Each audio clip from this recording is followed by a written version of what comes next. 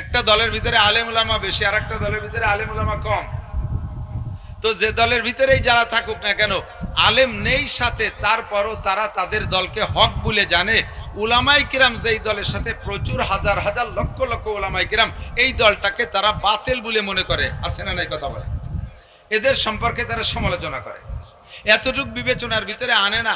আমি তবলিগ চিনেছি আলেমদের মাধ্যমে।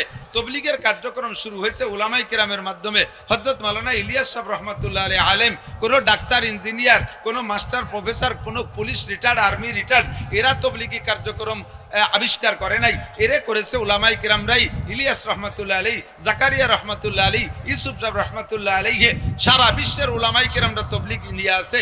দারুল উলুম দেওবন্দের উলামাই কিরাম, সাহারানপুর, কানপুরের উলামাই কিরাম, হাটাজারি, পটিয়া, বাবুনগর, জিরি, নাজিরাট, লালবাগ, ফরিদাবাদ, মালিবাগ, যাত্রাবাড়ি সহ বাংলাদেশ, ভারত উপমহাদেশের সমস্ত উলামাই কিরাম তবলিগ নিয়ে আছে।